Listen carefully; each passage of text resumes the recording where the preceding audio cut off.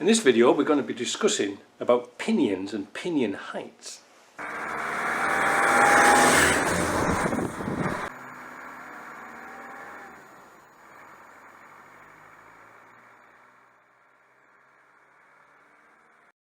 Right, this gets tricky a little bit, so bear with me.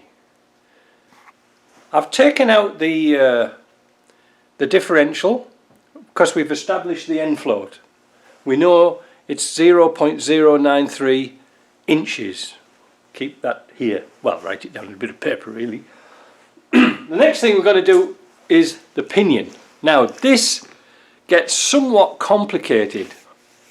Not because it's complicated, it's because how they state about it in the book. Because on here is a series of numbers which corresponds to the crown wheel. They must match together because the crown wheel and the pinion is ground together at the factory, so they're a matching pair. Now in the book it states that on the end it should be plus or minus 1 or 2 or 3 or whatever. This is the complicated part. Now if it's marked plus, that means the pinion's too high, so you have to take a shim out. You have to reduce it to get the nominal height. The nominal height is the height between here and here. The bottom of the bearing race is here, both sides. Alright? Nominal height. However, in the book, and the pictures in the book, it says it's marked on here plus 1, 2, or minus 1, 2, or whatever it is. Easy again. This has got no marks on, but it's got a mark 5 here. I don't know what that means, but when I was inspecting this, on here it's got minus 2. So is it right or is it wrong? We don't know. But when I removed the original pinion, it had 3 shims in it. Now this is a problem with the shims, because when you knock out the bearing you sometimes knock the shim and bend it. This isn't the end of the world. It isn't the end of the world, because if you're clever you can put that little notch back into here on the knockout notch. Now let me see if I can get a flashlight and show you and zoom in. Wait a minute. See if I can show you those notches. When there's notches. There. Can you see there? There's the notch we knock it out with. So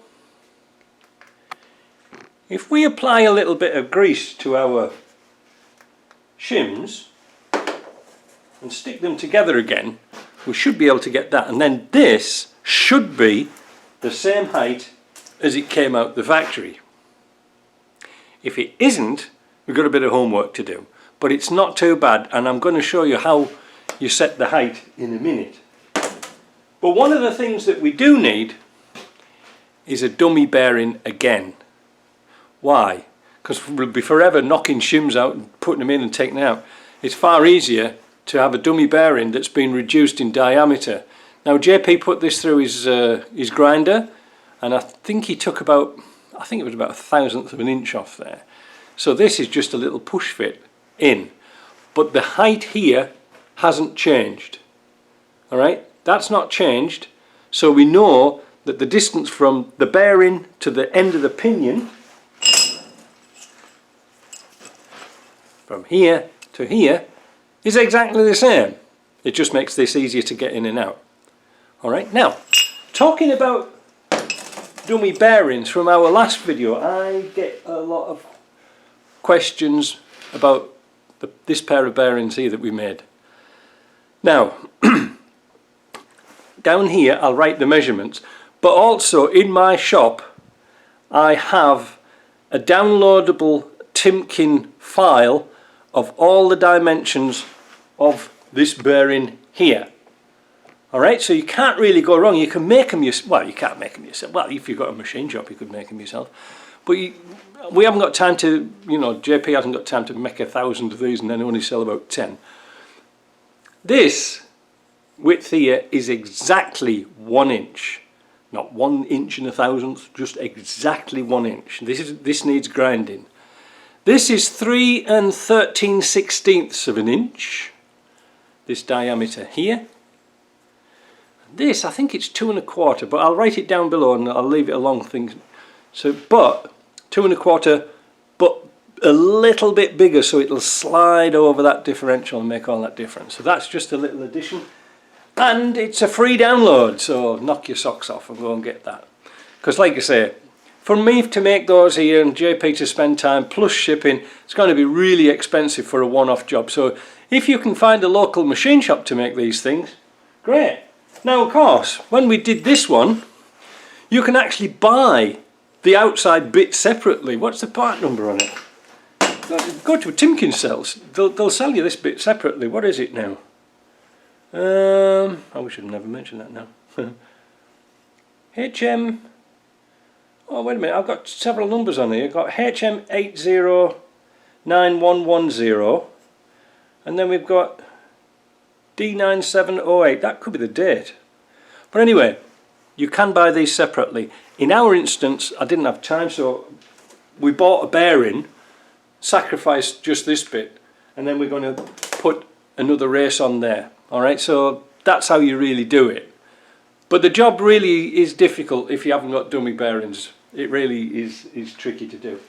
So, without further ado, let me set in here the shims and the bearings, and then we're going to measure up and see what this is. Now, when we do this, because there's going to be a lot of taking in, putting in and out and in and out and this, that and the other, we're going to fit a new bearing. Now we haven't had to, this bearing doesn't have to be a dummy bearing, the one that goes in the nose.